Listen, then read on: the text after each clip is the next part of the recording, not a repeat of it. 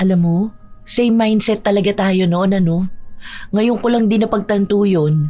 Bago ako umalis ng bansa, ang sabi ko pa, lahat ng gusto nila, lahat ng luho nila, lahat ng mga kamag-anak at kaibigan ko, tutulungan ko sila dahil ako na lang ang maaasahan nila. Nung una, oo, tumutulong ako. Hindi ko naman ikakaila yun. Pero nung tumagal na, feeling ko, bit-bit ko na sila. Alam mo yung pasan ko na sila sa balikat ko? Ako na lang ng ako. Nawawalan na sila ng gana magsumikap para sa buhay nila dahil lang buhat ko na sila. Ganyan din ako. Yung pangarap nila ang pangarap ko. Habang inaabot ko yung pangarap nila, napaisip ako. Yun din ba talaga ang pangarap ko? Bakit parang hindi ko nakilala ang sarili ko? Hindi ko alam kung anong pangarap ko. Kasi nga, iniisip ko na dapat sila lang palagi ang priority ko. Tapos bandang huli, isang pagkakamali ko lang parang burado na ang pagiging mabuting tao ko sa kanila. Tingnan mo ngayon, ayaw akong kausapin ng mga kapatid ko dahil tumanggi lang akong gumastos ng bongga para doon sa birthday ng anak nila. Napahiya raw sila sa mga kaibigan nila. Kasi bakit sila magyayabang kundi naman sila ang nagpapakahirap, di ba? Parang ang selfish naman kung uunahin ko ang sarili ko. Kung selfish ang pagpili sa sarili, edi selfish na lang ako, kaysa naman maging selfless. Tapos sa huli, ako lang din ang kawawa. Kasi naibigay ko na nga ang pangarap nila, tapos pangarap ko kinalimutan ko. Para namang kinawawa ko ang sarili ko kabibigay ng mga bagay na hindi naman nila kailangan. Pag-isipan mong maigi, Maymay. Hindi to pagiging negatibong pag-iisip. Minsan, kailangan mo maging praktikal para maging positibo ka. Ang bawat kwento ng ating mga kababayang OFW ay may sariling bigat at sakripisyo. Gaya ni Maymay na sa kabila ng pagsusumikap sa ibang bansa ay nakaranas ng pang-aabuso mula pa mismo sa sariling pamilya. At doon nagsimula ang mas mabigat niyang pagdurusa. Isang sumpang dala ng itim na kapangyarihan kahit siya ang nagpakahirap at gumawa ng mabuti. Hanggang saan nga ba siya dadalhin ng kanyang positibong pananaw? Makakalaya ba siya o mababalot lang din siya ng negatibong bagay na dala ng itim na kapangyarihan? Sige na ate, 50 na nga lang inihingi ko eh. Magkano na nga lang ang pera ko? Pamasahe ko pa to. Kapag binigyan pa kita ng 50, wala na akong pagkain. Dali na, wala akong pambiling yosi. Pang-good luck ko na lang din sa'yo para makapasa ka sa pag-abroad mo. Kita mo na, di ka pa umalis, di ka na namimigay ng pera. Paano pa kaya niya kapag umalis ka na, di ba? Ay, alam mo naman na hindi ako nagdadamot. Lahat nitong ginagawa ko, para sa pangarap natin. Kaya nga gusto ko nang makalipad papuntang Hong Kong dahil gusto ko na kayong mabigyan ng magandang buhay. Wow, nice one. Ang bait talaga ni ate oh. Sige na, pengin na akong 50. Ay, nako, ang kulit naman talaga. Oo na, sige na eto na nga. Yun, thank you te. Good luck sa pag-aasikaso mo ng papel mo para sa pag-Hong Kong mo ha. Excited na ako para naman masubukan namin magbukas ng balikbayan box, di ba? Kasi nung mga bata pa tayo, nakikita natin yung mga tita natin na nagbubukas nun. Tapos di naman tayo binibigyan. Kung mabibigyan man tayo, yung mga tira-tira na lang na ayaw nila. O ngayon, kapag ikaw na nasa ibang bansa, lahat kami mabibigyan mo. Masaya si Maymay habang naririnig niya ang mga sinasabi ng kanyang kapatid dahil ang totoo ay yun naman talaga ang gusto niya. Wala siyang ibang pangarap kundi ang mabigyan ng magandang buhay ang kanyang pamilya. Panganay na anak si Maymay at 5 silang magkakapatid. 3 sa mga kapatid niya ay may kanya-kanya ng pamilya, maliban na lang sa bunso na nag-aaral pa. Wala pa ring asawa si Maymay dahil mas inuuna niya ang kapakanan ng kanyang pamilya kaysa ang pumasok sa isang relasyon. Siya na lang din kasi ang pwedeng asahan sa pamilya nila. Matanda na ang mga magulang niya kaya hindi na pwedeng magtrabaho ang mga yon. Wala rin sa mga kapatid niya ang nagtatrabaho. Ang asawa naman nila hindi makakuha ng maayos na pagkakakitaan, kaya kulang na kulang lahat ng gastos. Si Maymay lang talaga ang madalas na gumagawa ng paraan para matustusan din ang pangangailangan ng mga pamangkin niya. Dahil ibinigay ni Maymay ang pera niya sa kanyang kapatid, kailangan niyang magtipid dahil baka biglang magkulang ang pera niya. Nag-aasikaso na kasi siya ng kanyang mga papeles dahil paalis na siya ng bansa papunta sa Hong Kong bilang isang caregiver. Ilang sandali pa ay nagkita sila ng kaibigan niyang kasabayan niyang nag-aasikaso rin ng mga papeles. Oh, bakit pawis na pawis ka? Doon ako sa babaan ng jeep nakatingin kasi naghihintay ako na bumaba ka eh. Sa iba ka ba dumaan? Hindi. Naglakad lang ako. Exercise ba? Alam mo yun, pampalakas ng resistensya para hindi ka agad manghina ang kasukasuan. Ano, okay na ba yung mga photocopy mo para sa hinihingi ng agency? Walang kulang? Yung pictures mo? Kompleto na lahat. Akala ko nga may photoshoot ako kanina. Ang tagal nila akong kunin ng picture. Hindi ko alam, sa sobrang ganda ko, nasira din yung camera. Sigurado ka ba dyan? Baka mamaya kulang-kulang na naman yung dala mo. Tara na nga. Ikaw ba? Kompleto ba yung iyo? Oo, nagpasobra pa nga ako eh. Kinakabahan kasi ako. What if hindi pala ako makuha sa trabaho ko na to, di ba? Ang dami pa naman nating nagastos na. Baon pa kami sa utang. Ito na lang talaga yung inaasahan ko. Huy, wag kang kabahan ha. May chance ka naman talaga makapunta ng ibang bansa, no? Ikaw pa? Mas magaling ka kaya sa akin. Natatakot lang ako kasi iniisip ko pa lang na kapag di ako nakapasa, naku po baka pagalitan ako sa amin. Tapos baka palayasin ako dahil ako yung dahilan kaya kami nabaon sa utang. Hay, wag kang ganyan mag-isip. Wala pa nga pinapangunahan mo na. Dapat lagi tayong positive. Huwag lang sa pregnancy test ha. Baliw ka talaga. Ikaw dyan chill-chill lang habang ako kabado masyado. Nagpapaka-stress ka kasi masyado. Alam mo, lahat ng bagay na nangyayari sa atin may dahilan. Hindi man mangyayari yung inaasahan natin, may mas parating pang mas maganda. Kaya walang naidudulot na maganda ang pag-iisip ng mga negative na bagay. Sabi ko nga, stay positive, wag lang sa pregnancy test. Stay positive, wag lang sa pregnancy test. Matagal ng plano ng magkaibigan ng mga ibang bansa at halos taon na rin sila nag-aasikaso ng kanilang mga papel. Noong unang beses kasi ay na-scam sila ng agency. At ito ang pangalawang beses na sila ay susubok. Nararamdaman ni Maymay na nalalapit na ang pagpunta nila ng Hong Kong nang maayos ang lahat ng pag-aasikaso nila. Tapos na sila sa medical at maayos naman na ang lahat. Naghihintay na lang sila ng mga susunod na hakbang. Pero sa paglipas ng mga araw, nalaman nila na mas unang aalis si Marie kaysa sa kaibigan niya. Ang inaasahan nila ay sabay silang aalis.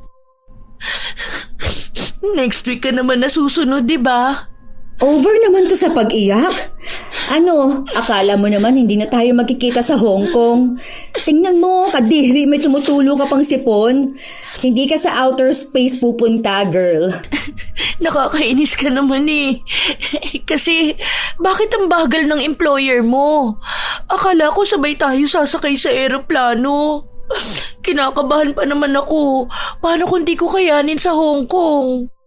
Kaya mo yan? Ano ba? Pangarap natin yan, di ba? Late lang ako ng 1 week. Pero hindi naman ibig sabihin na hindi na tayo magkikita doon.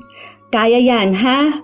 Tatagad mo palagi ang loob mo at isipin mo kung bakit mo to ginagawa. Alam mo ba kung bakit mo to ginagawa? Oo, para sa pamilya ko. Mali! Para sa siopaw. Kaya huwag ka na magdrama-drama dyan, ha? Hindi ka nila kukunin maging artista doon. Nakakainis ka talaga. Basta sunod ka dun, ha? Nagpaalaman ang magkaibigan. Naging emosyonal man yon, mas pinanatili ni Maymay na kalmado lang at positibo. Dahil kilala niya ang kanyang kaibigan, mahina ang loob nito at siya lang ang tanging nagpapalakas dito. Kaya nga ayaw umalis ni Marie nang hindi siya kasama dahil mabilis siyang sumuko kung wala ang kanyang kaibigan. Naghihintay na lang na makaalis si Maymay at palagi niya rin nakakausap ang kaibigan niyang palagi ring umiiyak. Pinangako ni Maymay na kapag nakarating na siya ng Hong Kong, magkikita na ulit sila. Gagala sila tuwing walang trabaho para makapaghanap sila ng masasarap na pagkain doon. Isang araw, maagang gumising si Maymay dahil pupunta siya ng agency.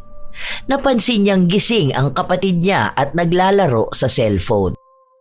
Ang aga mo naman yatang nagising. Di pa ako natutulog, te. Naglalaro pa ako. Huwag kang ganyan. Dapat matulog ka. Huwag mo unahin ang paglalaro kaysa sa kalusugan mo. Patapos naman na to, te. Matutulog na rin naman ako. Bakit ang aga mo namang nagising? Alis ka na ba? Kailan flight mo? Sa Martes pa, pero pupunta ako ng agency ngayon.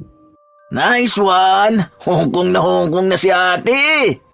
Aba, syempre, no? Iniisip ko pa lang kung gaano kaganda doon at kung gaano kaganda ang mga plano ko. Kasama naman kami sa plano mo, di ba?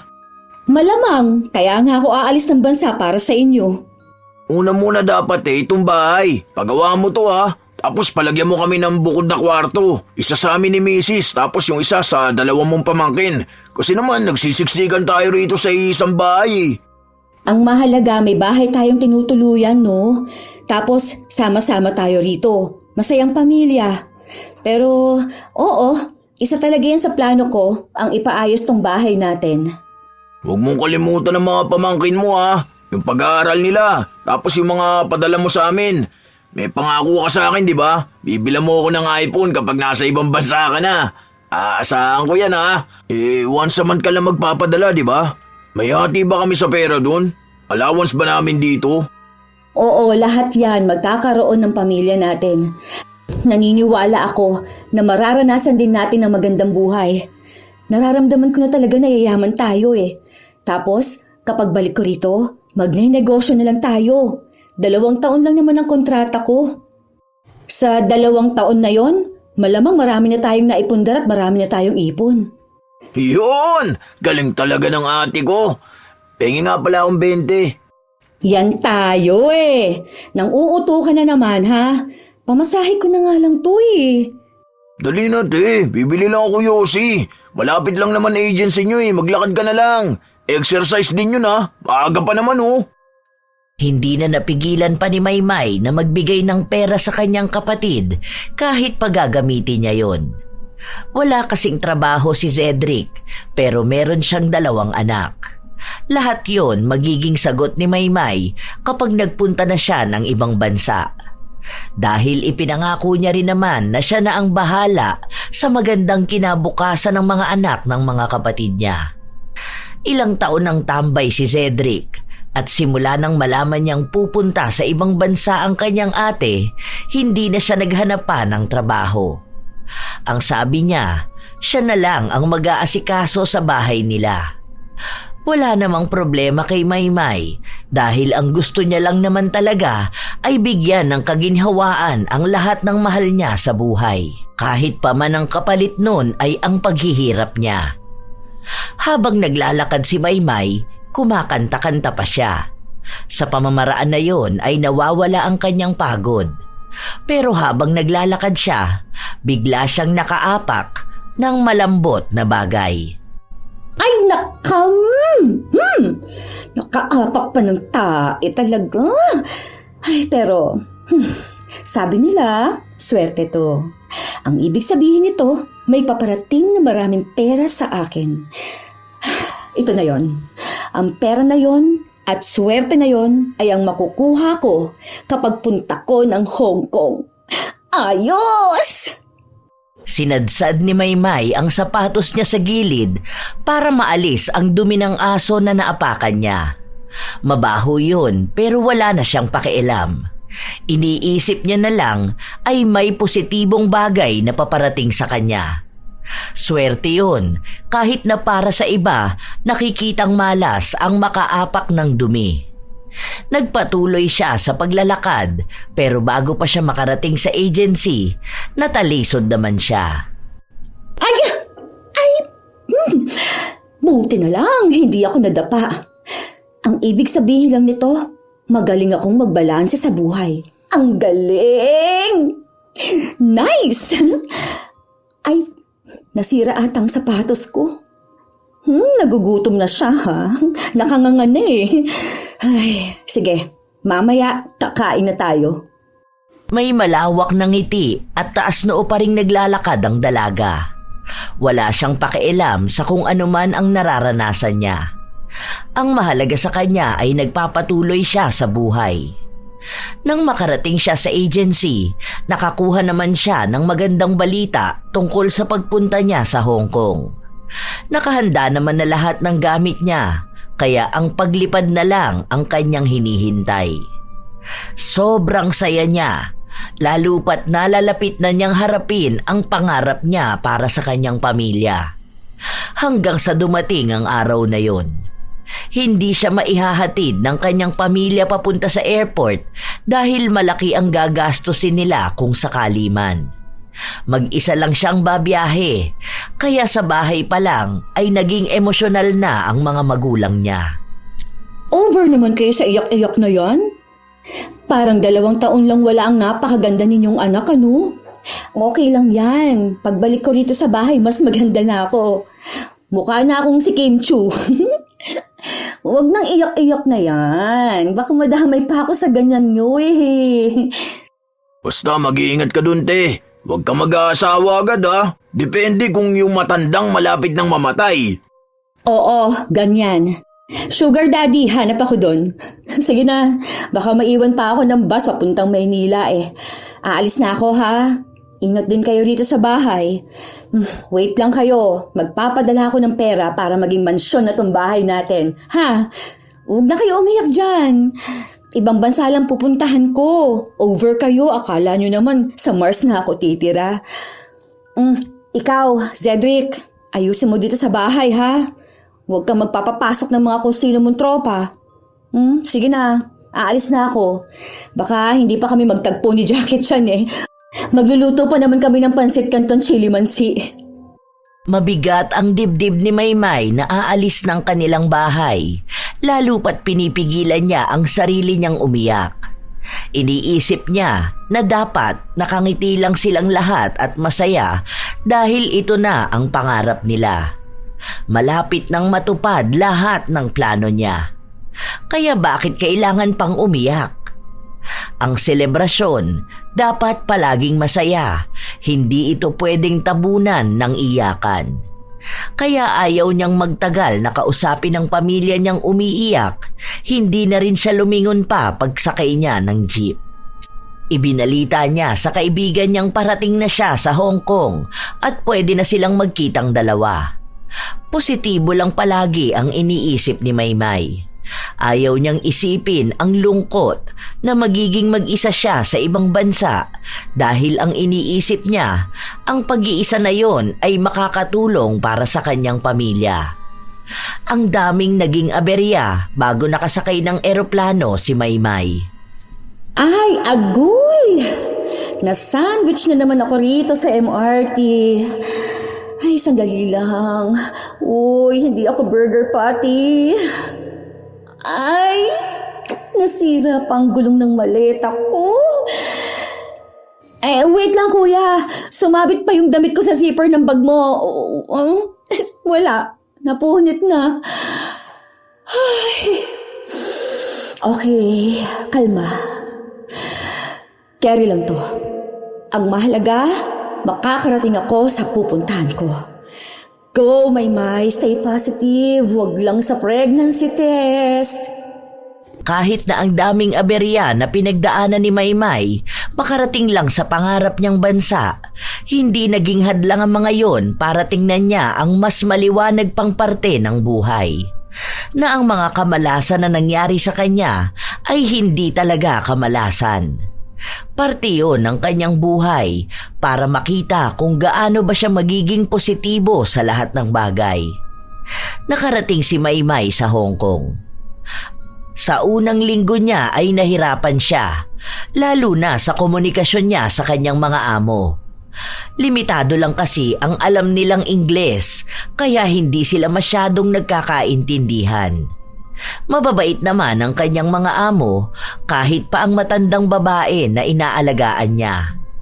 May kakulitan lang talaga pero bumabagay naman din sa kanyang kulit. Malayo ang kaibigan niya sa kanya, kaya kahit na nasa Hong Kong silang dalawa, sa tawagan lang din ang komunikasyon nila. Maliligo na pala si Granda dyan.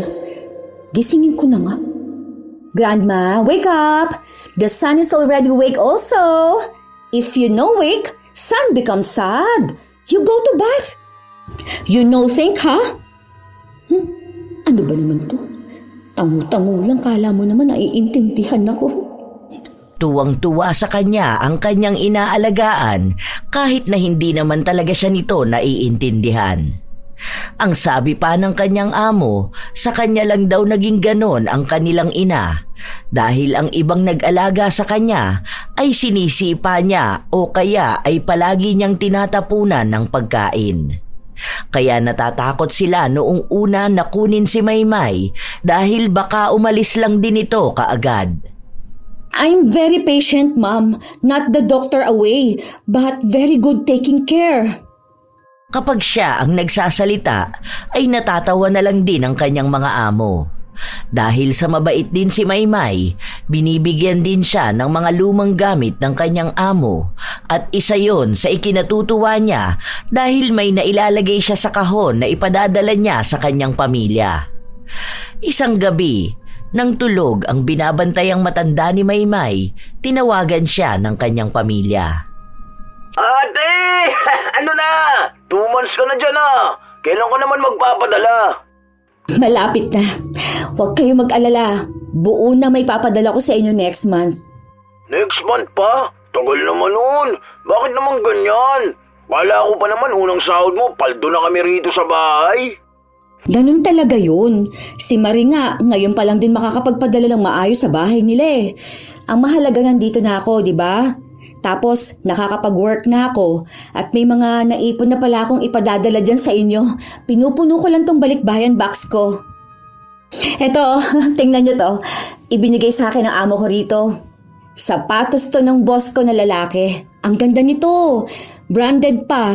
Hindi niya nagamit kasi ang sabi, ayaw raw niya sa kulay. Bigay ko na lang daw kung may kapatid akong kasya to. Wow, sige, akin yan, te. Punuin mo na yan, ha? Para maipadala mo na. Damihan mo chocolate, ha? Tapos mga damit ng mga anak ko. Pabango rin, te, para kapag binuksan namin yan, bigyan natin si na Auntie Gina. 3 anak nun, 2 lalaki, 1 babae. Nakausap kasi namin yun eh. Nakita niya raw sa post mo na nasa abroad ka na. Magbigay akong listahan sa ng mga kamag-anak natin, te, ha? Na pwede mong palagyan ng pasalubong dyan, ha? Saka yung tropa ko, inaanak ko kasi yung panganay nun, te. Sige lang, send mo lang sa akin. Para makaipon ako at maisabay ko rito. Ang dami pa namang binibigay sa akin ng amo ko na hindi na nila ginagamit. Wala pa kasing anak yung mga yun eh. Bago lang din ata sila mag-asawa. Ang inaalagaan ko yung nanay ng amo kong lalaki. Mabait kaso sobrang kulit, akala mo bata. Pero masaya naman siyang kasama. Alam mo ba kanina, nagmimerienda kami, di ba? Tapos natapon sa damit ko yung juice. Aba, tawa ba naman ng tawa? Ang babaw ng kaligayahan, di ba? Saka pala, te, kailan mo bibigay yung iPhone ko? Nanonood ako ng mga reviews dun eh. Excited na ako mahawakan yun kasi panigurado, ang smooth nun. Inggit na inggit sa akin mga tropa ko nung sinabi ko yun, ha. Sabi nila, sana all daw may ate sa abroad. Paano mga ate nila, mga nagsipagbuntisan na eh. May inggit na lang sila. Oo nga pala, te, ito si nanay, kakausapin ka. Hindi na nakapagkwento pa si Maymay tungkol sa kanyang buhay sa Hong Kong at sa kung paano siya makipagkulitan sa inaalagaan niya dahil mas nangingibabaw ang boses ng pamilya niya. Ang daming sinasabi, ang daming hinihingi at pinabibili. May mga binabanggit pa silang pangalan ng mga kaibigan at kakilala nila na pinapabilhan din ng gamit sa kanya. Kaya ang sinabi na lang ni Maymay ay ibigay na lang lahat ng listahan para mapag-ipunan niya ang mga yon. Kahit na pagod na siya, pinipilit niya pa rin ang sarili na makita ang positibong parte ng buhay niya. O sige na ate, tutulog na raw sila. Wala na kaming load eh. Senda mo naman ako pan-load eh. Di ako makapag-ML eh. Sa susunod, magpapa-wifi na kami ha. Para matawagan ka namin. Tapos, bilang mo ng phone sila nanay para hindi nakikigamit sa akin kapag kakausapin ka. Oo, sige. Ingat. Ingat kayo dyan, ha? Good night. Pagkapatay ng tawag, naging tahimik ang buong kwarto ni Maymay. Kahit napilitin niyang huwag makaramdam ng lungkot, yun talaga ang pinaparamdam sa kanya ng katahimikan. Masaya siya sa Hong Kong at sa piling ng mga amo niyang hindi siya tinuturing na iba. Pero hinahanap-hanap niya pa rin ang ingay ng bahay nila, ang presensya ng Pilipinas. Hindi pwedeng malungkot. Bawal ang homesick. Dapat happy lang tayo palagi. Okay? Andito ka na sa pangarap mo eh. Ang swerte ko kaya sa mga amo ko. Ang babait nila. Hindi sila madamot. Hindi nila ako sinasaktan. Tapos, pati yung alaga ko ang funny niya. Medyo masakit lang sa balakang ang mga trip niya sa buhay, pero at least mabait siya. Pinaghirapan kong makapunta rito. Kaya bakit ako susuko, di ba? Nakikita ko ang saya at pag-asa sa pamilya ko, kaya dapat magpakatatag ako. Okay, go Maymay. Kaya mo yan. Palaging tatandaan na stay positive. Huwag lang sa pregnancy test. Go! Walang homesick. Di yan uso. Pinipigilan ni Maymay ang kanyang emosyon kahit na ang bigat ng kanyang dibdib. Ayaw niyang mabalot siya ng negatibong bagay dahil iniisip niya na sa oras na pahintulutan niyang maramdaman ang negatibo sa kanyang buhay, magtutuloy-tuloy na ito hanggang sa kusa na siya nitong angkinin. Hanggat may pangarap siya, mananatili siyang positibo sa buhay. Ngayon pa nga ba siya susuko kung alam niyang malapit na niyang mapaayos ang bahay nila? Na malapit na niyang bigyan ng magandang buhay ang pamilya niya? Siya lang ang inaasahan kaya bawal siyang maging mahina. Sa paglipas ng mga araw, bibihira na lang siyang tawagan ng kanyang pamilya. Nagpaparamdam lang sila kapag malapit na siyang magpadala. Pero wala man lang pagtatanong kung kumusta na ba ang kalagayan niya at hindi nagiging interesado sa tuwing magkukwento siya tungkol sa kanyang trabaho. Ayaw niyang maramdaman pero pakiramdam niya walang handang makinig sa kanya. Isang araw, habang pinapakain niya ang alaga niya, bigla itong nagsalita. Hindi niya maintindihan kaya kung ano-ano na lang din ang sinasabi niya. Bale, ako ang panganay, di ba? Breadwinner ako. Simula kasi nagpunta akong Hong Kong, hindi na sila nagtrabaho eh. Okay lang din naman sa akin kasi ayokong nahihirapan sila eh. Saka may plano kami magkaroon ng business. You know, pizza. Ayun, gusto ko magkaroon kami ng pizza sa lugar namin. Baka next year, yun ang ipatatayo ko. Pero uunahin ko muna sa ngayon yung bahay namin. Hayaan mo na. Makinig ka na lang sa akin kahit na hindi mo naiintindihan, ha? Kapag nagkukwento ka rin naman sa akin, hindi ko rin naman naiintindihan eh. So, ayun nga. May 5 akong pamangkin. 2 anak ni Cedric. Yung kinukwento ko sa'yo na pangalawa kong kapatid. Tapos, 2 naman dun kay Simon. At 1 naman kay Coring.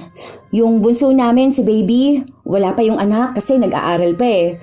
Lahat kami nakatira sa iisang bubong. Next pasukan, 3 sa pamangkin ko ang mag-aaral. Kaya nagsusumikap ako ngayon kasi ako lang inaasahan nila magpaaral sa kanila eh. Tuloy-tuloy lang ang kwento ng dalaga sa kanyang alaga at nakatutok naman ito sa kanya na para bang naiintindihan siya. Ang alaga na lang niya ang nakakausap niya tungkol sa mga bagay sa kanyang buhay dahil wala naman siyang ibang makakausap. Hindi naman niya pwedeng ikwento sa mga amo niya na laging abala sa negosyo nila.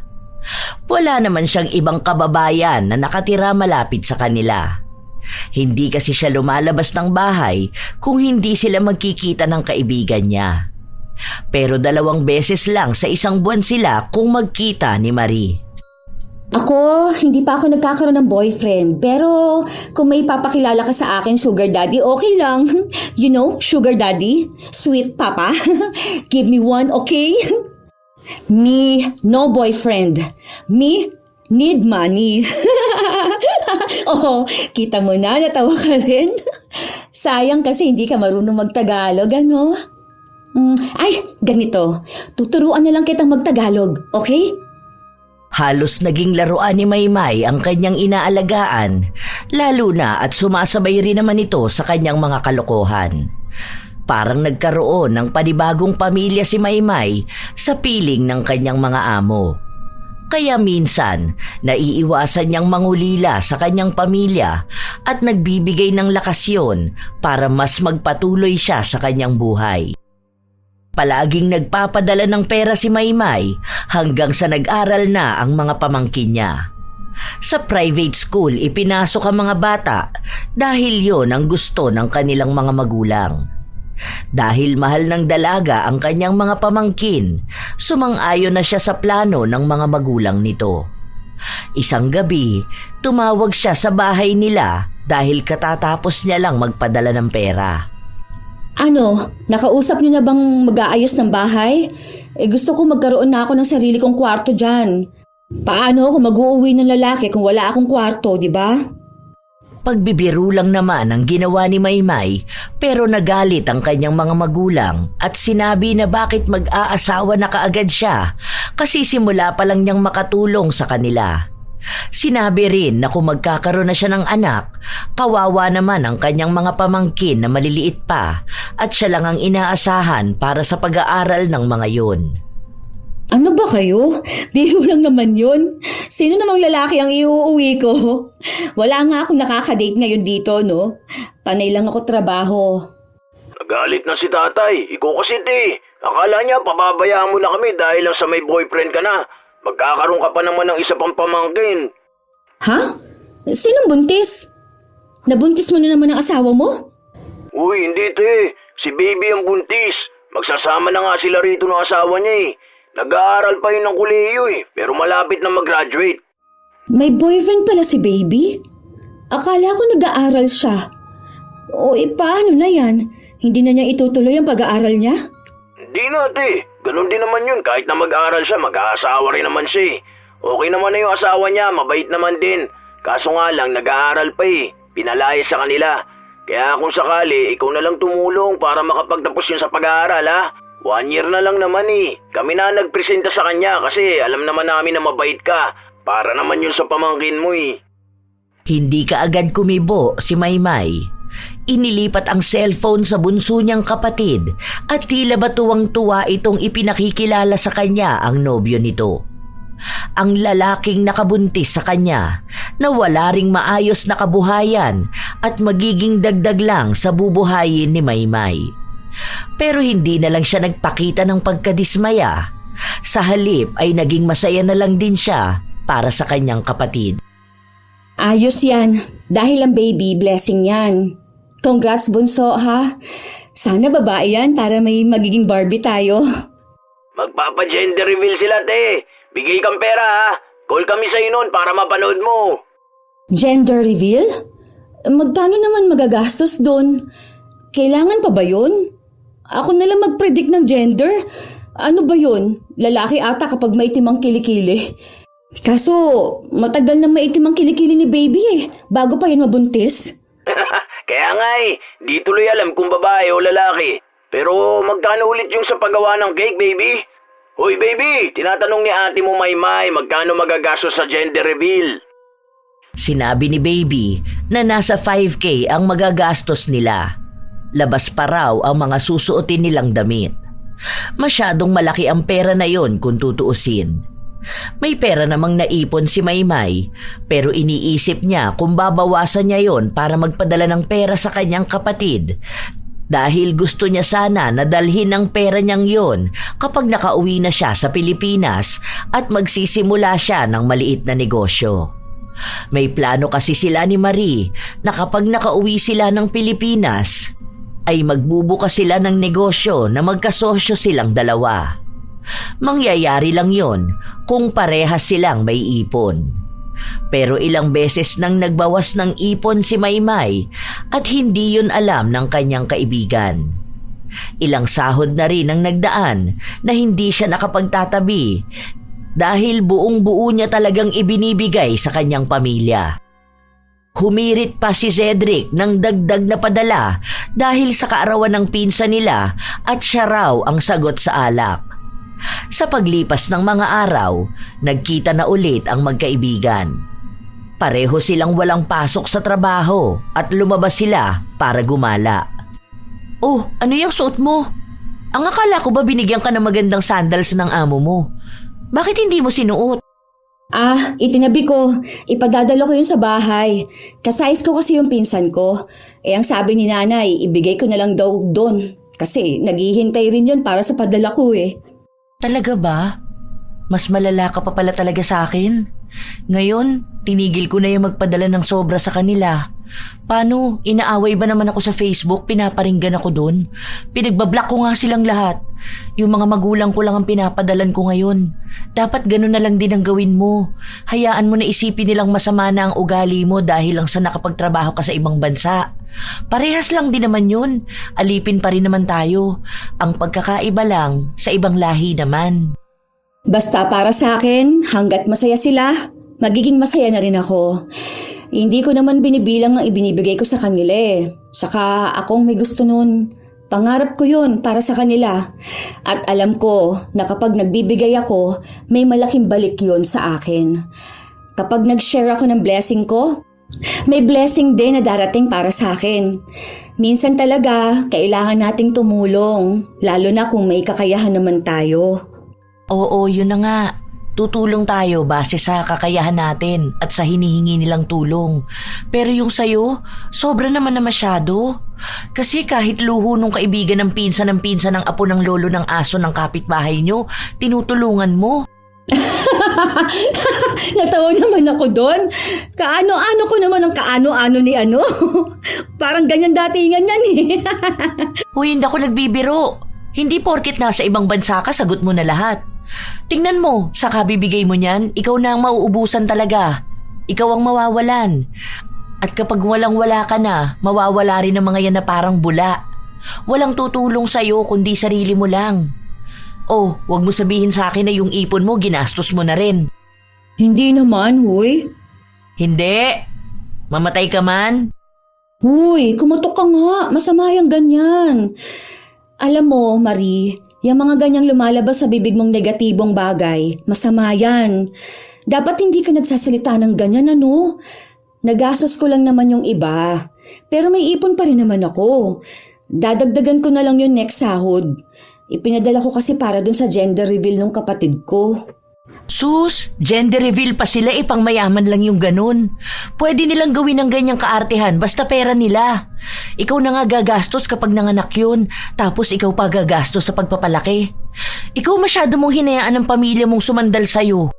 Malamang, pamilya ko sila Hindi naman pwedeng hindi ko sila tutulungan, di ba? Ang pangarap nila pangarap ko. Kaya tutuparin ko ang pangarap nila dahil pagtupad na rin yon ng pangarap ko. Alam mo, same mindset talaga tayo noon, ano? Ngayon ko lang din napagtanto yun. Bago ako umalis ng bansa, ang sabi ko pa, lahat ng gusto nila, lahat ng luho nila, lahat ng mga kamag-anak at kaibigan ko, tutulungan ko sila dahil ako na lang ang maaasahan nila. Nung una, oo, tumutulong ako. Hindi ko naman ikakaila yun. Pero nung tumagal na, feeling ko, bit-bit ko na sila. Alam mo yung pasan ko na sila sa balikat ko? Ako na lang ng ako. Nawawala na sila ng gana magsumikap para sa buhay nila dahil lang buhat ko na sila. Ganyan din ako. Yung pangarap nila ang pangarap ko. Habang inaabot ko yung pangarap nila, napaisip ako. Yun din ba talaga ang pangarap ko? Bakit parang hindi ko nakilala ang sarili ko? Hindi ko alam kung anong pangarap ko. Kasi nga, iniisip ko na dapat sila lang palagi ang priority ko. Tapos bandang huli, isang pagkakamali ko lang parang burado na ang pagiging mabuting tao ko sa kanila. Tingnan mo ngayon, Ayaw akong kausapin ng mga kapatid ko dahil tumanggi lang akong gumastos ng bongga para doon sa birthday ng anak nila. Napahiya raw sila sa mga kaibigan nila. Kasi bakit sila magyayabang kundi naman sila ang nagpapakahirap, di ba? Parang ang selfish naman kung uunahin ko ang sarili ko. Kung selfish ang pagpili sa sarili, edi selfish na lang ako kaysa naman maging selfless. Tapos sa huli, ako lang din ang kawawa. Kasi naibigay ko na nga ang pangarap nila, tapos pangarap ko kinalimutan ko. Para namang kinawawa ko ang sarili ko kabibigay ng mga bagay na hindi naman nila kailangan. Pag-isipan mong maigi, Maymay. Hindi to pagiging negatibong pag-iisip. Minsan, kailangan mo maging praktikal para maging positibo ka. Hindi na naalis sa isipan ni Maymay ang mga salitang sinabi sa kanya ng kanyang kaibigan. Hindi naman ganon mag-isip noon si Marie. Katulad niya rin ito na nagbibigay ng higit pa sa kaya niya. Ang pagkakaiba lang nila noon, madalas natakot si Marie sa mga bagay-bagay dahil palagi niyang pinapangunahan ng negatibong kaisipan habang siya ay palaging positibo kahit na mali-mali na ang nangyayari sa kanya. Hindi naman nawala ang pagiging positibo ni Maymay. Pero may parte sa sarili niyang ginising ng mga salita ng kaibigan niya. Isang araw, habang naglalakad siya mag-isa, kausap niya sa cellphone ang kanyang kapatid. Lumabas kasi siya dahil umalis ang buong pamilya ng amo niya at sinabi sa kanya na gumala na lang muna siya. Sinunod naman niya yon at bumili siya ng mga gamit na pwede niyang isama sa balikbayan box niya. Ang daming pinagsasasabi ng kapatid niya. Pasa-pasa ang cellphone kung ano-anong gamit ang sinasabi. Kung sino-sinong pangalan ang binabanggit. Minsan, nalilito na siya sa mga pangalan dahil di naman niya kakilala ang iba. Malapit na ang birthday ko ha. Gusto ko magpainom dito sa amin. Ang dami kong tropa. Gusto ko yung bongga talaga ha. Oo nga pala, sakto pa yung birthday mo sa sahod ko Galing ha? Kataon talaga para maging masaya ako sa birthday ko. Bigyan mo akong pera ha. Magkano magagastos ko noon? Gusto ko bumabahan ng alak. Walang uuwi na di gumagapang sa kalasingan. Hindi ba kayo niyan mapahamak? Alak yun Masama sa kalusugan. Mas maganda ata kung kumain na lang kayo sa labas. Maganda kayo ng pagkain, ganun. Para mabigyan nyo ng handa ang mga kapitbahay natin. Sus, di na uso yung ganyan, te. Pwede naman maganda si nanay, pero kasi itong mga tropa ko, talagang alak ang gusto nila. Kaya yun nga naisip ko. Basta, bigyan mo ako, te, ha? Oo na, sige na. Sana maaga ibigay ang sahod ko para maipadala ko kaagad sa inyo. Yun, salamat, eh. O nga pala, kakausapin ka raw pala ni tatay. Inabot ni Cedric ang cellphone sa kanilang ama. Nakangiti si Maymay para ipakita na masaya siyang nakakausap ito. Pero ang unang bungad sa kanya ay nanghihingi ito ng pera na itutulong sa kanyang kapatid na may sakit sa atay. Gusto ng kanyang ama na sustentuhan ni Maymay ang gamutan nun at kung pwede raw ay siya ang tumulong sa pinsan niya para makapagtapos ito sa pag-aaral. Hindi naman sumagot ang dalaga ng pagsang-ayon pero inisip ng kanyang ama na pumapayag na siya. Lalong bumigat ang balikat ni Maymay dahil paano niya sasabihin na wala siyang maipandadagdag dahil sagad na ang gastusin nila sa bahay. Kakarampot na lang ang natitira niyang perang ipon para sa balak niyang negosyo. Kung malalaman ni Marie na hindi na siya nakakaipon, magagalit lang ito sa kanya. Takot pa naman si Maymay sa galit ng ibang tao dahil pakiramdam niya ay masama siyang tao kapag may nagagalit sa kanya. Kaya nga hindi siya humihindi kapag may taong humihingi ng tulong sa kanya. Ilang araw pa ang lumipas, hindi na naman tumatawag sa kanya ang pamilya niya. Kung hindi niya tatawagan ng mga ito, hindi sila magkukusa. Kusa lang silang tatawag para ipaalala sa kanya na dapat siyang magpadala. Habang naglalakad sila ng alaga niya sa labas ng bakuran, biglang napigtas ang suot na tsinelas ni Maymay. You see? My slipper napigtal na. You know napigtal? Like this, oh. Why you laughing, ha? Ano ba naman to?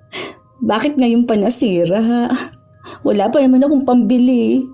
Sana makakita ako ng sale na tsinelas dito. Pero okay lang yan. Ang mahalaga, magagamit pa naman to kapag naayos ko. Okay lang yan. Sleepers lang yan eh. Kapag may pera na ako, bibili ako yung mamahalin para hindi masisira. Alam ko, malapit na akong makabili nun. Kasi malapit na ako yumaman. You understand me?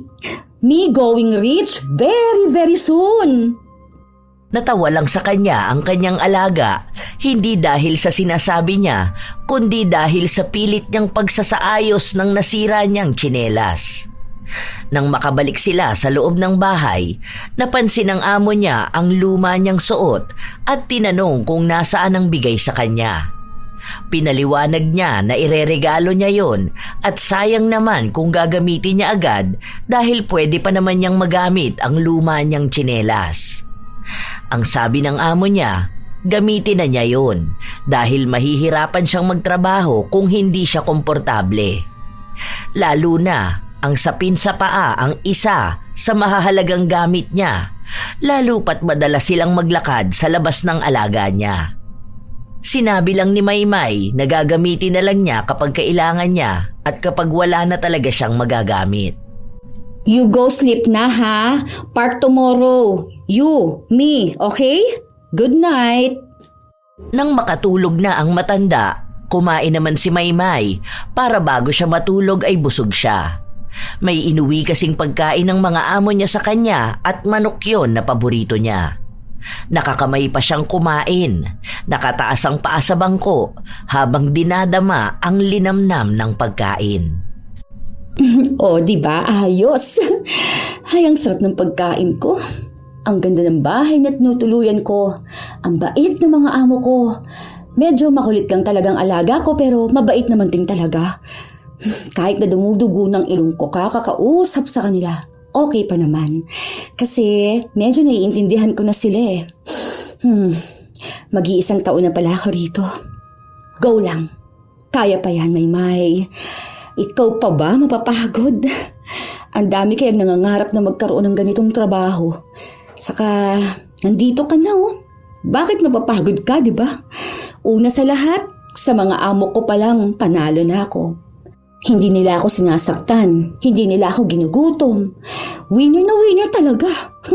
Kaya, push lang. Stay positive. Wag lang sa pregnancy test. Malawak ang ngiti ni Maymay habang sinasabi ang mga salitang yon. Sa pagpapatuloy ng mga kaganapan sa buhay niya, patuloy niya ring pinapaalala sa kanyang sarili kung bakit nga ba siya lumalaban sa buhay. Minsan, dumarating ang panahon na napapagod na siya, na nangungulila siya, nalulungkot siya, pero patuloy siyang lumalaban. Sinasabi niya sa sarili na kapag positibo ang kanyang kaisipan at pananaw sa buhay, positibo rin ang lalapit sa kanya. Hanggang sa isang araw nagising siya. Kaarawan niya. Magandang buhay! Magandang araw! It's my birthday today! Espesyal na araw para sa espesyal na dalaga. Ang aking handa today ay... Handa na akong tanggapin ang mas marami pang biyaya. Yes! Thank you, Lord, sa panibagong taon ng aking buhay. Na masigla ako, na masaya ako, na buo ako, may trabaho, at higit sa lahat, maganda ako. Thank you, Lord. Ginising mo ako ngayong birthday ko at binigyan mo ako ng panibagong araw para magpatuloy sa buhay at pangarap. Yuhuu! Thank you po! Masaya ang gising niya. Mas lalo pa siyang nakangiti at kahit na may mga aberya at kamalasan sa kanya, hindi niya pinapansin. Nang paglutuan niya kasi ng almusal ang alaga niya, tumalsik sa kanya ang mantika at nalapnos ang kanyang kamay. Pero para sa kanya, ang sakit na dulot nun ay palatandaan na buhay siya at may pakiramdam. Nalaman din ng mga amo niya na kaarawan niya kaya nagpa-deliver sila ng pagkain para sa kanya. Kahit na abala ang mga yon sa kanilang trabaho, binati pa rin siya sa kanyang kaarawan. Mabilis na lumipas ang oras at sumapit na ang gabi. Ang bilis matapos ng araw na to, ha? Ang saya ko. Dahil panibagong taon ng buhay ko bilang isang babaeng pinagpala. Maraming bagay akong dapat na ipagpasalamat. Ay, hindi ko man namamalayan, pero ang dami ko nang nagawang pangarap ko lang noon. Kaya dapat mas lalo pa ako magsumikap. Habang nagkakaroon ng masinsinang pag-aanalisa si Maymay sa kanyang sarili, biglang tumunog ang kanyang cellphone. Maymay! Happy birthday! Over naman sa pagbati yan. Para ka naman sumali sa palaro niya na pahabaan ng pagbati ng happy birthday. Sorry ngayon lang ako nakatawag. Ang kulit nitong alaga ko, Diyos ko. 2 beses ba naman ako nagpalit ng diaper niya? Tapos ang ligalig pa, akala mo baby. Dapat kanina pa ako tatawag eh. Oh, akala mo nakalimutan ko no? May gift ako sa'yo, pero ibibigay ko na lang pag nagkita tayo. Wow, talaga ba? Salamat. Maraming salamat, Marie, na walang panty. Salamat sa pagbati mo, ha? Tulog na rin yung alaga ko, pero kanina pa. Binilan ako ng pagkain nila Madam kanina. Wala sila ngayon kasi nasa business trip sila. Kami lang ni Grandma ang nandito. Nice, ayos pala yan. Ang bait ng amo mo, binigyan ka ng pagkain. Yung amo ko hanggang ngayon, ang damot pa rin. Kakainis nga eh. Nagnanakaw pa ako ng tinapay. Oh, buti nasagot mo ang tawag ko. Ang akala ko pa naman kausap mo ang family mo. Sakto ba na katatapos lang ng usapan nyo? Hindi pa sila tumatawag eh. Baka nakatulog yun sila. Anong oras na rin kasi? 9:30 pa lang ng gabi ah. Imposibleng tulog na yung mga yun. Kapag kailangan nila ng pera kahit 1 a.m. yan, tatawag sila sa'yo. Eh baka busy lang sila. Okay lang yun. Kahit di kita nakikita, ramdam ko na hindi ka okay. Birthday mo ngayon, wala ka man lang ba natanggap na pagbati mula sa kanila? Ano yun? Di nila matandaan kung anong araw ngayon? Hindi nila matandaan ang araw ng kapanganakan mo? Pero alam nila ang araw ng sahod mo? Ay wow! Minsan naman nakakalimutan natin ang birthday ng isang tao. Normal lang yun. Okay lang ako, ano ka ba? Ang mahalaga sa akin ngayon, masaya ako. Buhay ako at binigyan ako ni Lord ng panibagong taon ng buhay ko para magpatuloy sa aking pangarap. Oo, ganun naman talaga dapat. Stay positive para yung flow ng buenas natin mas maganda, mas smooth. O sige, hanggang kailan ka magiging positive kung negative na ang pinaparana sa'yo ng pamilya mo? Panay ka isip sa kanila at sabi na ginagawa mo na ang pangarap nila. Tapos simpleng birthday mo hindi nila maalala? Diyos ko, pamilya mo ba yun? Kahit noon pa man, mali-mali na sila nang naaalala tungkol sa'yo. Ang alam lang nila, gatasan ka at mukha kang nagtatain ng pera. Ay, eto na. Nag-chat sa akin si Cedric. Tinatawagan daw nila ako. Sige na, mamaya na ulit ha. Agad na pinatay ni Marie ang tawag para bigyan ng oras ang kanyang kaibigan na makausap ang pamilya nito.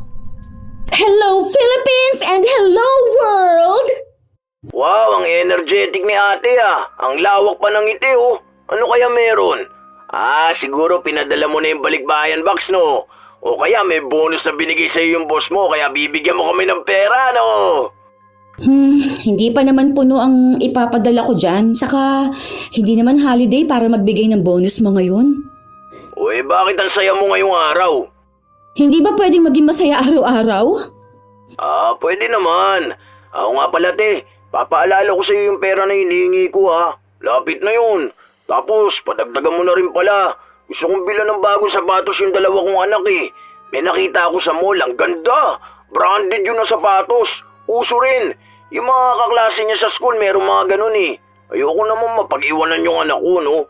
Saka pala, sabi ni baby, baka raw mabigyan mo siya ng pera. Kasi nga, yung asawa niya kailangan ng bagong uniform sa school. Tapos si nanay naman, nagtitingin ng bagong sofa. Gusto niya yung ganun sa sofa ni na Gingging. Binili rin nila yun, kailan lang eh. nung nagpadala ng pera ang anak niya galing abroad. Siyempre si nanay, alam mo naman, di yung nagpapatalo, di ba? Ayaw nung nalulugi siya dahil baka raw isipin ng mga kapitbahay na naghihirap na tayo. Tapos si tatay naman, wala naman siyang hiling sa ngayon maliban doon sa relo. Saka pala yung mga bilin daw sa'yo, may chat daw si nanay kanina pa ha. Kaso di ka raw nag-reply kaya alam niyang busy ka. Hindi ka agad nakapagsalita si Maymay. Napakapit siya sa kanyang dibdib. Hindi niya maintindihan kung anong klaseng kirot ang nararamdaman niya. Ang daming naiipong sama ng loob na hindi niya mailabas-labas. Tapos pala ate, kung may extra ka ba raw ngayon? Kasi bukas pupunta kami sa birthday ng apo ni Tita Marina. Bongga yung handaan. Magdadala kami ng regalo. Bibili kami bukas sa umaga sa mall para naman di nakakaya na pupunta kami doon nang wala kaming bitbit, di ba? Send mo na lang sa bank account ko, te. Birthday na pala nun? Oo, te. 1-year-old na. Ang bilis, no? Kami nga, iniisip namin sa birthday ng anak ni baby. Gusto namin yung bongga rin eh. Para ipakita natin doon sa mga taong nang mamaliit sa atin na kaya na natin ngayon. Na mayaman na tayo, di ba? Alam naman namin ganun din ang gusto mo eh. Para hindi na nila tayo mamaliitin. Ang dami niyo palang plano sa mga birthday nila, no? Bakit ngayong birthday ko? Wala man lang nakaalala. Birthday mo ba ngayon, te? Kaya pala saya mo kanina. Happy birthday, te! Tay, birthday ni ate, oh. Batiin niyo si ate ng birthday niya. Baka di tayo bigyan ng pera, eh. Sakalang bumati ang pamilya niya sa kanya, pero wala na ang tuwa na nararamdaman niya. Hindi yon ang pagbati na inaasahan niya. Ang masaya at positibo niyang pagising kanina, lahat yon bigla na lang naglaho at napalitan ng sama ng loob. May namumuong luha sa kanyang mga mata, pero ayaw niyang ipahalata yon. O yan ate, nabati ka na namin ha. Sendan mo akong pera ha. Wait ko yun mamaya. Napakapit siya sa kanyang dibdib. Kinabog-kabog niya yon para lang pigilan ang emosyon niya, pero hindi na niya kaya pa. Hindi na niya kontrolado ang kanyang damdamin. Kusa na itong sumabog at naglabas ng sama ng loob. Ang pag-iyak na simbolo niya ng kahinaan, yon ang ginagawa niya ngayon. Gusto niyang maging positibo at tingnan ang mga bagay sa magandang parte nito. Pero ngayong gabi, hindi niya makitaan ng magandang bagay ang pagbati ng pamilya niya sa kanyang kaarawan. Ganyan niyo lang ako babatiin? Alam niyo, kilala niyo ako eh. Hindi ko naman hinihiling yung magarbo, yung magandang klase ng birthday. Pero, hindi naman yung ganito na parang naging obligasyon nyo lang akong batiin ng birthday ko dahil kailangan nyo ng pera. Umiiyak ka ba, te? Di lang namin naalala. Ang uwi mo naman. Itong si tatay kausapin mo. Tayo, si ate kausapin ka raw. Umiiyak. Wala man lang ni isa sa inyong nakaalala. Totoo ata talaga na hindi ako ang inaalala nyo rito sa abroad eh. Kundi yung pinapadala ko lang. Kaya lang kayo nag-aalala sa akin kasi baka wala akong maibigay sa inyo. Wala man lang sa inyo nagtanong kung okay pa ba ako rito. Kung masaya ba ako. Kung nakakakain ba ako ng maayos. Kumusta ang pakikitungo sa akin ng mga amo ko. Kung anong ginagawa ng alaga ko. Kung anong pakiramdam ko. Wala kayong pakialam sa kwento ko. Kasi ang pakialam nyo lang kung may papasok na pera sa bank account nyo. Ang hirap maging OFW. Kung alam nyo lang yung pangungulila rito. Kung paano na araw-araw kong pinipilit na matulog nang wala man lang naririnig mula sa inyo. Tapos gigising ako na wala rin kayong paramdam. Alam ko na isang text niyo sa akin. Yun ang araw na ipapaalala niyo sa akin na magpapadala ako. Tatawag kayo kapag kailangan ng ibang tao ng tulong. Kapag may gusto kayong pagmalakihan. Habang naglalabas ng saloobin si Maymay sa kanyang pamilya, nagalit ang kanyang ama. Ang akala niya, bibigyan siya nito ng simpatsya, Pero wala siyang ibang narinig kundi ang pagmumura sa kanya at ang paniningil sa kanya ng utang na loob. Dahil wala raw siya sa kinalalagyan niya kung hindi siya ipinanganak. Sana hindi na lang ako ipinanganak. Kung ako lang din pala mabuhay sa lahat. Hanggang kailan ba ako dapat magbayad ng utang na loob? Magkano ba yun, Tay? Hindi pa po ba sapat yung paghihirap ko para sa inyong lahat? Buong buhay ko ba dapat pagbayaran ng utang na yan? Hindi na ako nagkaroon ng asawa dahil ayaw nyo. Kahit lahat ng kapatid ko may mga asawa at anak na. Ako pang bumubuhay sa mga yon. Hindi ko na alam kung ano ang pangarap ko. Dahil gusto nyo maging pangarap ko, yung pangarap nyo. Simple lang naman dapat to eh. Hindi ko pinapalaki tong sama ng loob ko na hindi nyo malang naalala ang birthday ko. Huwag mo sagutin ng ganyan si tatay, te. Ngayon sinusumbatan mo na kami sa lahat? Hindi ko kayo sinusumbatan. Sinasabi ko lang yung nararamdaman ko. Dahil kilala niyo ako bilang ate na panay lang oo sa mga gusto niyo. Pero tao rin ako. Napapagod ako. Masyado akong talunan. Kahit ako yung breadwinner, hindi ako manalo-nalo sa buhay. Kayo yung pamilya ko, pero parang hindi niyo ako kapamilya. Kahit na gusto lang ni Maymay na maunawaan siya, naging malaking issue yon sa kanyang pamilya. Sa mga araw na lumipas, hindi talaga siya kinakausap ng mga yon. May mga parinig pa sa Facebook tungkol sa kanya. Sinisiraan siya at sinasabi na wala siyang kwentang anak at kapatid. Minsan, inilalagay pa ang mukha niya at ginagawang katatawanan ng tinuturing niyang pamilya. Hindi siya lumalaban sa mga yon, hinahayaan niya lang. Minsan, pinipigilan niya rin si Marie na patulan ng mga post tungkol sa kanya dahil mas kilala pa siya ng kaibigan kaysa ng pamilya niya. Wala silang pasok dalawa kaya nagkita ulit sila. Uy, tikman mo to. Hindi ko alam tawag dyan pero ang sarap niyan. Parang siomay pero hindi. Kainin mo yan tapos try natin yung ibang pagkain doon. Tapos magpicture ka tapos post mo sa Facebook. Deadma sa basher. Anong nangyari? Nagpunta lang tayo sa Hong Kong, nagkapalit na tayo ng katauhan ah. Nakukonsensya ako. Kawawa naman sila dahil kakarampot lang pinapadala ko.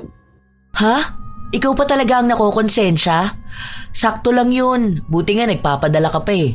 Dapat nga magpasalamat pa sila dahil may perang dumarating sa kanila monthly, no?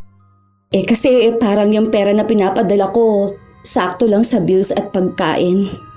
At least may pambayad sa bills. Ang hirap kaya maghanap ng pambayad. Okay lang yan para naman matuto magtrabaho yung mga dapat magtrabaho. Si Cedric, ilang taon na yun? 28 years old na yun na. Ano, palamunin sila ng pamilya niya? Asawa ni baby, di ba? Pwede na yun magtrabaho dahil may anak na sila. Hindi mo na obligasyon ang obligasyon nila. Okay na yan, nagpapadala ka naman sa mga magulang mo eh. Kung ayaw nila, wag nila tanggapin, di ba? Ano ka ba? Nakukonsensya ka lang ngayon dahil sobrang bait mong tao. Lahat binibigay mo, at least ngayon, alam nilang may limitasyon ka. Tingnan mo nga ginawa nila sa'yo. Ikaw na nagpalamon sa kanila, tapos ginawang ka pa ng masama sa Facebook, di ba? Pinagtatawanan nila na kaya wala kang asawa kasi pangit ka. Kaya ka walang asawa dahil ikaw ang bumubuhay sa mga punyetang kapatid mo na may mga asawa na. Naaawa kasi ako. Paano kung nagugutuman ng mga pamangkin ko? Saka parang failure na ako. Dahil hindi ko na natupad yung pangako ko sa kanilang pangarap namin. Pangarap mong pangarap lang nila. Saka mo to pa rin ang pangarap nila kapag natupad mo na yung tunay mong pangarap, okay? Kaya mo yan. Stay positive. Wag lang sa pregnancy test. Nakakainis ka. Oo na, stay positive. Huwag lang sa pregnancy test. Ilang buwan ang lumipas at kakaunti lang ang perang pinapadala ni Maymay. Kahit na di siya tawagan ng pamilya niya, binibigyan niya pa rin ng pera ang mga yon. Hindi na siya tumitingin sa kahit na anong account niya dahil ayaw niyang makita ang mga paninira sa kanya. Ayaw niyang masaktan dahil sa ginagawa ng pamilyang tinutulungan niya. Hindi niya lang mapigilan ang sarili na magpadala ng pera dahil iniisip niya ang mga magulang niyang walang kakayahan na magtrabaho. Mataas din ang pride ng mga kapatid niya kaya binabaliwala siya ng mga ito. Isang araw, habang pinapaliguan ni Maymay ang kanyang alaga, naglikot ito kaya pumasok sa kanyang mata ang sabon. Simula nun, namula at namagana ang mga mata ng dalaga. Madalas yung nagmumuta tuwing umaga. Nahihirapan din siya kapag makati dahil kasabay din ang paghapdi. Dahil sa nangyayari sa kanya, naapektuhan ang kanyang trabaho. Madalas siyang dapuan ng lagnat pero hindi yun naging dahilan para tumigil siya sa pagtatrabaho. Sure ka ba dyan na okay ka lang talaga?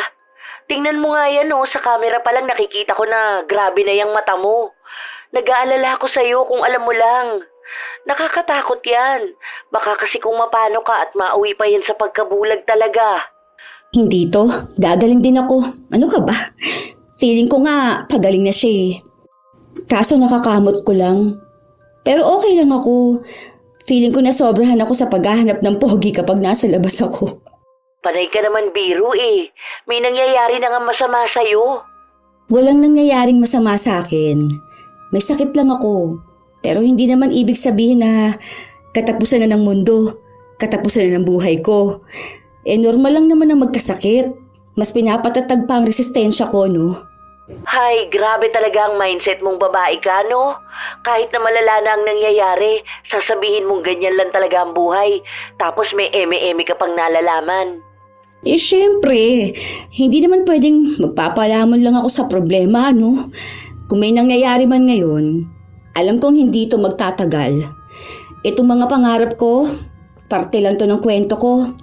Malay mo, kapag nagsulat ako ng story ko sa MMK, di ba? May maganda silang mapapanood. Tapos, si Julia Montes pagaganap sa akin, ha? Kasi di ba? Kamukha ko siya sa unang tingin kapag nakapikit ka. Buisit ka talaga. Pero sana nga, maging okay ka na talaga para hindi ka mapauwi ng Pinas. Oo nga, okay lang ako. Di ba nga, stay positive. Wag lang sa pregnancy test. Nanatiling positibo si Maymay sa kabila ng mga problemang kinakaharap niya. Ngunit palala ng palala ang nangyayari sa kanya hanggang sa kinausap na rin siya ng kanyang amo na kung gusto ba niyang umuwi ng Pilipinas dahil baka kailangan niya yon para gumaling siya. No, madam, please. Chance, give me more months, please. My eyes be okay. Pumayag ang amo niya pero kahit na ilang buwan na ang lumipas, wala talagang nagbago sa kanya. Nag-aalala na rin sila na baka kung ano na ang sakit ni Maymay at mahawa pa sila. Kaya kahit na ilang beses na nagmamakaawa ang dalaga, pinauwi pa rin siya ng Pilipinas. Nang makauwi si Maymay sa Pilipinas, pumunta siya sa bahay nila at nagbabaka sakali na doon muna siya titira habang nagpapagaling siya. Pero sa halip na mag-alala ang kanyang pamilya sa kanya, pinagtabuyan siya ng mga ito na para bang wala siyang naiambag sa pagpapagawa ng bahay at sa buhay nila. Wala naman akong ibang mapupuntahan. Di ba? Tumulong naman ako para ipagawa to. Ang kapal ng mukha mo. Tama lang sa'yo nangyayari sa'yo dahil ang sama ng ugali mo at ang swapang mo. Ang damot mo sa amin. Gusto mo kami makaramdam ng hirap habang ikaw nagpapakasarap dun sa ibang bansa. Ganyan talaga ugali ng mga nakakatapak sa ibang bansa no? Nagiging mayabang na, nakakalimot na sa pamilya. Ayan, ngayon, wala ka na may pagmamalaki sa amin. Mabuti nga sa'yo. Buti na lang gumana sa'yo yung kulam kahit nasa abroad ka. Ganti na namin yan sa mga kawalang iyang bigay mo sa amin. Kulam? Pinakulam niyo ako? Oo, dahil yun lang naman ang paraan para makaganti kami sa kasamaan mo bilang kapatid. Wala ka ng karapatan dito sa bahay. Hindi mo to pag-aari. Doon ka, humanap ka na ibang pamilyang tatanggap sa'yo. Dahil simula ngayon, itinatakwil ka na namin bilang pamilya namin. Wala kang kwenta, wala kang utang na loob. Ang damot mo, ang sama na ugali mo. Kala mo kung sino ka na eh. Alipin ka lang din naman sa ibang bansa. Bayaran ka lang din naman dun para maghugas ng puwet na matanda. Talagang nagawa niyo pa sa akin to? Kahit na wala naman ako ibang gustong gawin, kundi ang tulungan kayo? Ibinigay ko naman lahat na gusto niyo. Natuto lang akong limitahan ang pagtulong ko. Huwag ka nga umiyak dyan. Hindi bagay sa'yo. Marami ka naman pera eh. Ubusin mo yan dyan sa pagpapagaling mo. Leche, doon ka. Di ka parte ng pamilyan to. Nagmamataas pa rin ang pamilya ni Maymay kahit ang mga magulang niya ay walang pakialam sa kanya. Kaya ang ginawa niya ay bumalik siya ng Maynila. Naghanap siya roon ng paupahan. Dahil may ipon naman siya kahit na paano, may nagamit siya. Gabi-gabi siyang umiiyak at iniisip kung ano bang mali niyang nagawa para ganon ang gawin sa kanya ng kanyang pamilya. Iniisip niya kung mali bang pinili niya rin ang kanyang sarili o isa na rin itong pagpapakita sa kanya ng katotohanan na kahit mahal niya ang pamilya niya, darating talaga ang araw na ipagtatabuyan siya kapag wala na siyang pakinabang. Kahit na ganon, pinilit pa rin ni Maymay na buhayin sa kanyang sarili ang pagiging positibo na magiging maayos ulit ang buhay niya. Humingi siya ng tulong kay Marie kung paano nga ba nagagamot ang kulam. Lumalala na rin kasi ito na natatabunan na ang kanyang paningin at minsan ay purong puti na lang ang nakikita niya sa paligid. Natatakot siya na bigla na lang siyang mabulag. Kapag nangyari yun, walang ibang tutulong sa kanya. Tama nga si Marie. Kahit na anong mangyari, sarili niya na lang ang magiging kakampi niya. Naku, sorry. Ngayon ko lang nasagot ang tawag mo. Ano, nasan ka na? Malapit na sa Carriedo Station. Sige na. Ingat ka ha.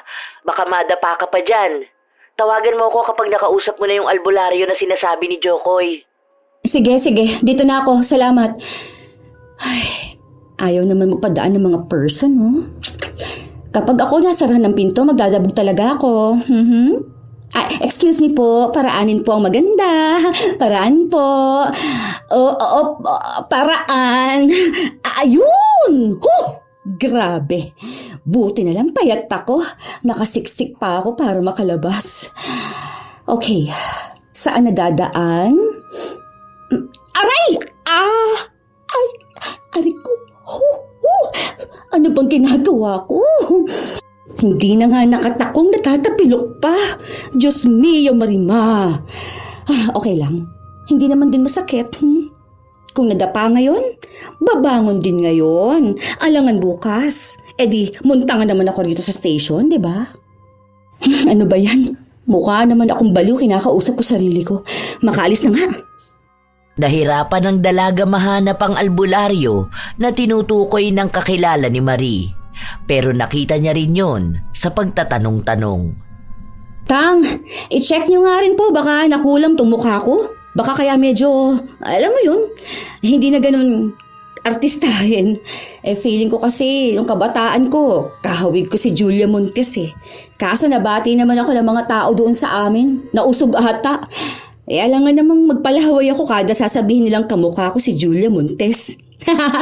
Hindi, joke lang po. Sige na po, tulungan niyo na po ako para paano pong mawawala tong sa mata ko. Ayoko mabulag. Kasi paano ako makakakita ng mga pogi sa paligid, di ba? Panay pa rin ang pagbibiro ni Maymay tungkol sa kanyang kalagayan. May itinuro sa kanya ang matandang nakausap niya. Maayos naman ang mga sinabi sa kanya at tingin niya ay epektibo ito. May mga herbal ding pinabili sa kanya at pati na rin mga pangontra para kung sakali man na may umulit na kumulam sa kanya. Ilang buwan din ang tumagal bago tuluyang gumaling si Maymay. Meron pa siyang natitirang pera kahit na paano at sabi naman ng kaibigan niya ay handa siyang tulungan kung sakaling kailangan niya. Nawala na rin ang komunikasyon ni Maymay sa kanyang pamilya at ang akala niya ay hindi na siya kakausapin pa ng mga ito. Pero nakatanggap siya ng chat mula sa kanyang pamangkin at nang hihingi ito ng pera sa kanya. Malaking halaga ang hinihingi pero hindi niya ibinigay. Nagpadala lang siya ng sapat na pera pambili ng gamit ng bata para sa pasukan. Alam niya kasi na inutusan lang ito ng kanyang mga magulang para hingian siya. Ano nang balak mo ngayon? Magaling ka na talaga? Hindi naman siguro yan makakaapekto kung magbabala ka magtrabaho abroad, no? Hindi naman. Naghahanap pa ako online kung saan pwedeng magpasa. Next week, titingin ako sa mga agency para may mapasahan ako. Maayos naman ang record ko eh. Makakakita pa rin naman ako ng work abroad. Pero sayang yung dati mong amo, no? Ang bait-bait pa naman nun. Ang hirap makahanap ng ganong amo. Alam ko, makakakilala pa rin ako ng katulad niyang amo. Think positive lang para maganda ang pasok ng blessing. Yung plano nating negosyo, medyo delay lang ang ambag ko ha. Pero pangako, tutuparin ko yung pangarap ko na yon. Magkakaroon tayo ng negosyo rito sa Pilipinas. Yan ang gusto ko. Hindi talaga nawawala sa'yo ang ganyang fighting spirit. Yan talagang may na kaibigan ko eh. Kahit na anong mangyari, talagang positibo sa buhay. Laban lang ng laban. Siyempre nga, ano ba ang palagi kong sinasabi? Think positive, wag lang sa pregnancy test.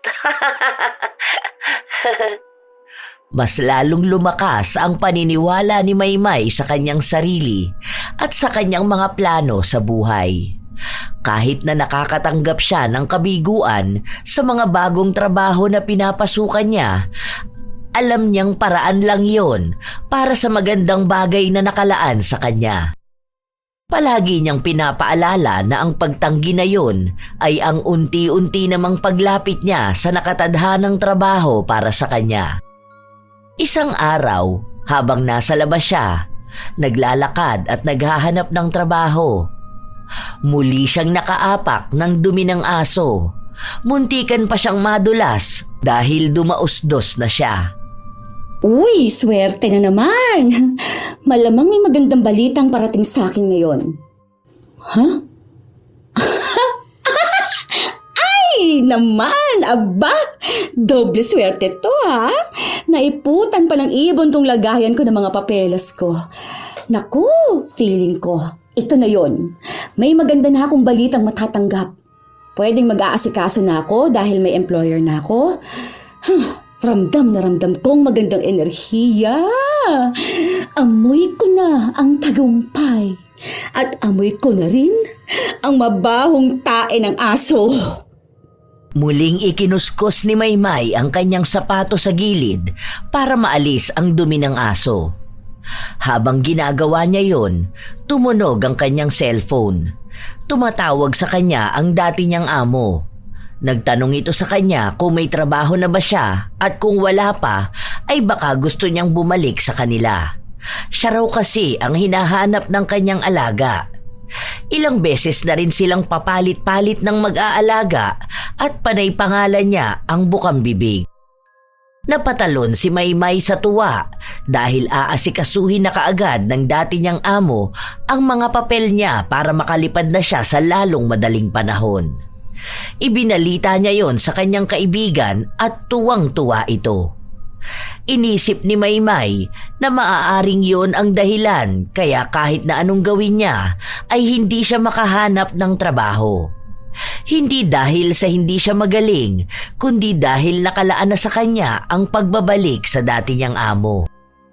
Tanging si Marie lang ang nakakaalam na babalik siya sa Hong Kong. Hindi niya rin naman pwedeng sabihan ang kanyang pamilya dahil itinuturing na siya ng mga ito na patay na.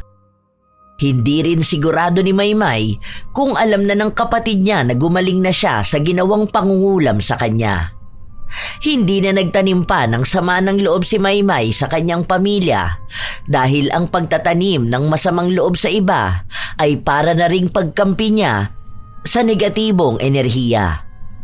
Para maging maayos ang buhay niya at tanggapin ang daloy ng swerte, kailangan niyang maniwala at manalig sa mga positibong bagay. Kung may isang negatibong nangyari sa kanya, 5 positibong bagay naman ang naiisip niya. Ganoon ang kanyang ginagawa.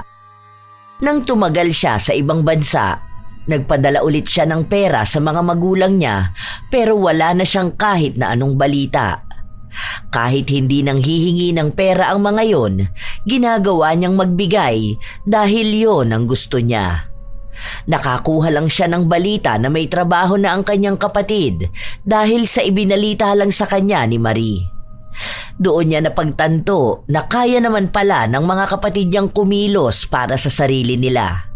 Sadyang binuhat niya lang ang mga yon sa pag-aakala na mas makakatulong ang ganong gawain para sa kanyang pamilya. Ang ginawa niya lang pala ay hinayaan silang sumandalang sa kanya at kapag napagod siya ay bawal siyang magpahinga dahil maraming umaasa sa kanya. Kahit na hindi sila nag-uusap ng pamilya niya, umaasa pa rin si Maymay na darating ang araw na makakasama niya ulit ang mga magulang niya, ang mga kapatid niya at ang kanyang mga pamangkin. Wala siyang itinanim na galit, kaya bukas pa rin siya sa pagpapatawad sa kanyang pamilya.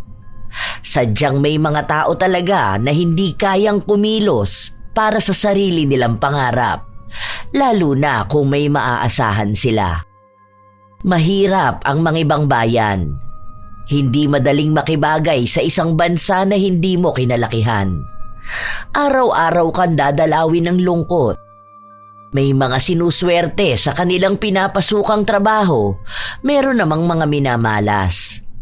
Ang mga taong pinipiling magtrabaho sa ibang bansa ay may mga dahilan kung bakit nila yon ginagawa. Kung para sa kanilang sariling pangarap o para sa kanilang pamilya. Ano man doon ang dahilan, alam nating marami silang sakripisyong pinagdaanan. Kaya sa mga may kamag-anak na nagtatrabaho sa ibang bansa, tandaan na tao rin sila at hindi lang sila basta bagay na magbibigay sa iyo ng pera basta-basta. Minsan kasi, inaakala ng lahat na kapag ang isang tao ay nasa ibang bansa nagtatrabaho, mas maganda ang kanilang buhay. Madali ang kanilang trabaho, kaya ang ginagawa ay nilulustay ang kanilang pinaghirapang ipadala para lang sa yabang. Maraming ibinigay na aral si Maymay mula sa kanyang pagiging positibo sa lahat ng bagay. Na anumang nangyayari sa iyo ay hindi palaging masama. Hindi mo man makuha ang inaasam mo katulad sa kung paano mo ito naisip, ang ibig sabihin lamang nun ay may ibang bagay na mas higit na para sa iyo. Laging tatandaan na ang positibong pananaw sa buhay ay nagsisilbing gabay upang malampasan ang anumang pagsubok. Kapag natutunan mong ngumiti at umasa kahit sa gitna ng hirap, hindi ka kailan matatalo ng problema. Kapag positibo ang isip, kahit negatibo ang sitwasyon, kaya mo pa ring manalo sa buhay. Sana ay may natutunan kayo sa ating kwento ngayon. Ang tema ng inabusong OFW ay hindi lamang tungkol sa pisikal na pang-aabuso, kundi sa mas masakit na anyo ng pang-aabuso. Ang pagkuha sa kanyang kabutihan at sakripisyo. Madalas, hindi natin nakikita ang bigat na pasa ng ating mga kababayang nagtatrabaho sa ibang bansa. Hindi lamang katawan ang napapagod, kundi lalo na ang puso at damdamin. Kaya magsilbing paalala ang kwentong ito na pahalagahan natin sila at huwag abusuhin ang kanilang kabaitan. Sa ating mga OFW na nakikinig, ano ang inyong masasabi? Nais kong mabasa ang inyong mga kwento kung paano ninyo hinarap ang mga kamag-anak na katulad ng kay Maymay at kung paano ninyo nagawang manatiling positibo at matatag sa kabila ng lahat ng pagsubok. Shout out sa ilan sa mga masusugid na tagapakinig ng mga istorya ni Lola Telang. Milanie Arevalo, Roquelu Mendez, Malusuklan ng Cuenca, Batangas na nasa Riyadh ngayon. Romalyn Concepcion, Truck Capacity at sa Office 2 Family ng PhilPed, kina Dolly, Erica, Patrick, Randy at Ate Jeanette. Hiramini, Elve, Raisa Makakena, Roy Ladera, Assorted Love Hurts KSA, RV Tiong at sa Tiong at Mirabel family, Maymay Paul, John Luis Beronio, Zenaida Adoviso, Norvia Cabanyero. Salamat sa pakikinig nyo, Kimpoy Feliciano, Larnie Azurin, Normita Legaspi, Angelita Ramiro, Lani Capile, Faye Yuson, Sofia Braga, May Decena, Danilo Candido Jr., Milrose Demate, Kesha Lynn, Beth, Chris Lawrence Villanueva, Ruben Isip, Joy Batukan. Shout out din sa inyo, Raymond Icamina, Cassandra Corey, Bobby Closa, Cipriano Maricel, Chris Alcantara, Alma Naong, Rona Pet Cain, Jima Pendon, Hazel Fiesta, Maria Lee Nakagawa, Mel Santarita, Joan Uweda, AJ Chua, Gia Gigi, Supladang Pasaway, Lovely Rose Roa, Francisco Neng, Lance MBB, Esteli Reyes, Zach Manley, Ami Bug, Ami Yong, Fats Barameda, Lynette Reparado, Noemi Garcia Pabunan, Romeo Manicane, Estela Da Silva, Rose Robliane Alba, Jenny Suzuki, Roslyn Mangilin, Christopher Soyoso, Double Duo Official. Hello sa lahat ng mga taga Zambales, Batangas, Palawan, Mindoro, Mindanao at saang mang sulok ng Pilipinas kayo nakikinig ngayon. Shout out din sa lahat ng magigiting na OFW sa buong mundo. Saludo ang Lola Telang sa inyong mga pagsusumikap at pagsasakripisyo para sa katuparan ng mga pangarap nyo at ng inyong mga pamilya. Nandito lang palagi ang mga istorya ni Lola Telang Channel para samahan kayo at tulungang maibsan ang pangungulila at kalungkutan. Mabuhay kayong lahat. Ito ang inyong Lola Telang at maraming salamat sa pakikinig nyo mga apo.